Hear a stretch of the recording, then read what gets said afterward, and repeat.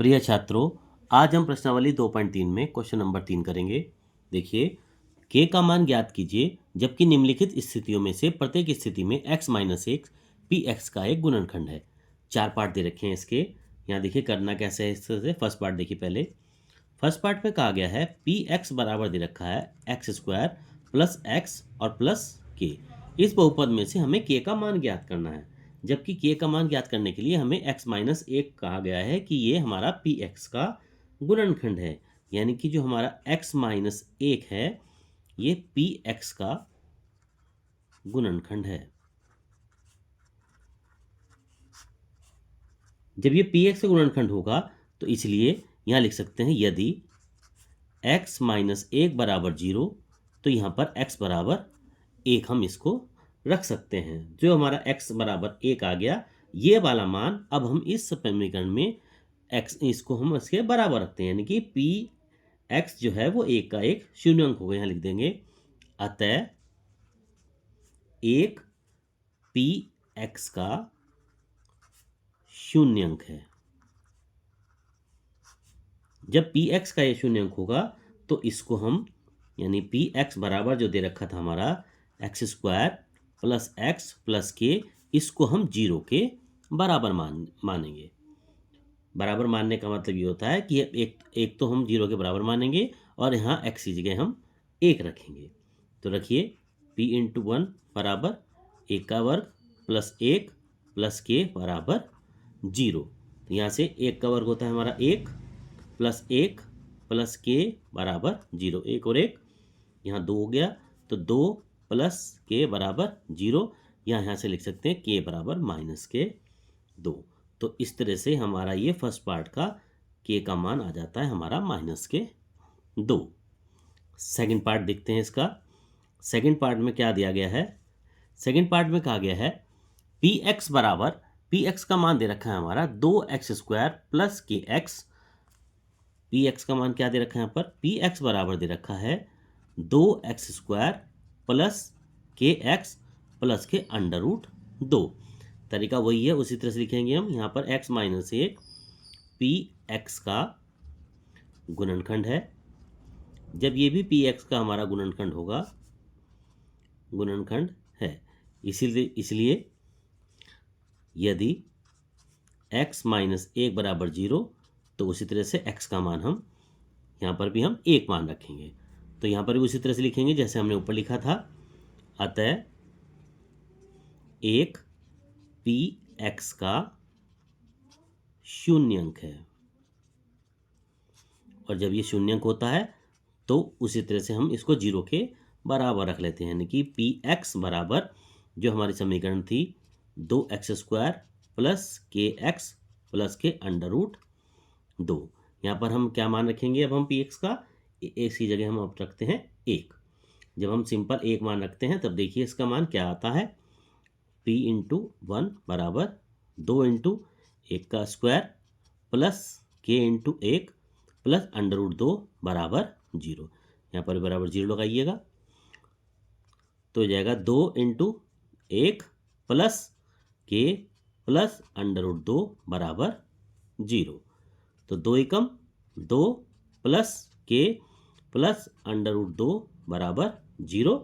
तो यहाँ पर इस तरह से लिख सकते हैं। यहाँ पर लिखेंगे के बराबर 2, या इसको सब इन दो को 2 और प्लस 2 को बराबर से जब हम दूसरी तरफ ले आते हैं तो इनके चिन्ह चेंज हो जाते हैं। यहाँ लिखेंगे हम इसको, यह आया था हमारा 2 प्लस के प्लस अंडर रूट 2 बराबर 0, ये आ गया था। यहाँ से हम इसको लिख सकते हैं के बराबर इधर आके माइनस का 2, फिर इधर आके माइनस का अंडर रूट 2, या के बराबर माइनस कॉमन ले सकते हैं तो इसको लिखेंगे 2 प्लस अंडर रूट 2। ये हमारा के का आंसर आ जाता है इसका सेकंड पार्ट का। ठीक है बच्चों, थर्ड पार्ट देखते हैं इसका। थर्ड पार्ट में क्या क्या आ गया है इसमें। थर्ड पार्ट में के का मान भी निकालना है और इसमें px का मान दे रखा है। देखिए थर्ड पार्ट दे रखा है px बराबर के एक्स स्क्वायर माइनस के अंडर रूट 2 एक्स प्लस का 1। चलिए थर्ड पार्ट यहाँ शुरू करते हैं। थर्ड पार्ट में कहा गया है px बराबर दे रखा है K X square minus under root 2 into X plus का 1, ये मान दे रखा है। तो लिखेंगे उसी तरह से x माइनस 1 पी एक्स का गुणनखंड है,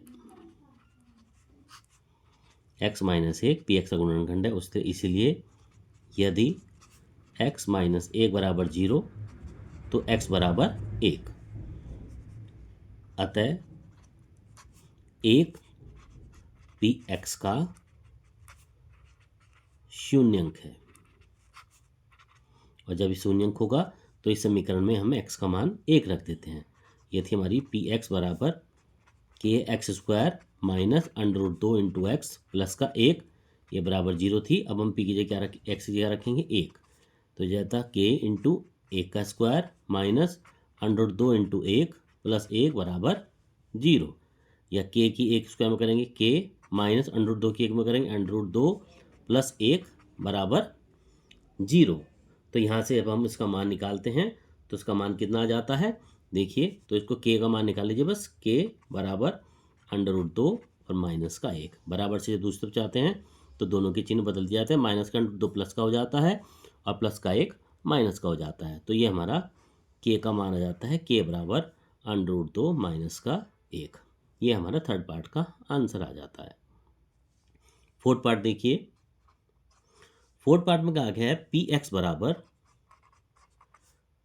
K X square minus 3x plus का के। यहाँ पर के 2 बार दे रखा है, 2 बार दे रखा है तो इसको 2 से करेंगे। देखिए तरीका उसी तरह से x माइनस 1 पी एक्स का गुणनखंड है। जब ये पी एक्स का गुणनखंड होगा तो उसी तरह से यदि x माइनस 1 बराबर 0 तो x का मान कितना आ जाता है हमारा, तो हमारा x का मान 1 आ जाता है। जब 1 आ जाता है तो लिखेंगे उसी तरह से, इस तरह से हम पिछले क्वेश्चन में लिखते आएंगे। अतः 1 पी एक्स का शून्यंक है, पी एक्स का शून्यंक है, यानी कि पी एक्स बराबर K X square minus 3x plus के बराबर, अब हम इसका मान 0 रखेंगे, x की जगह हम 1 रखेंगे। तो ये जाता है के इंटू 1 का स्क्वायर माइनस 3 इंटू 1 प्लस के बराबर 0।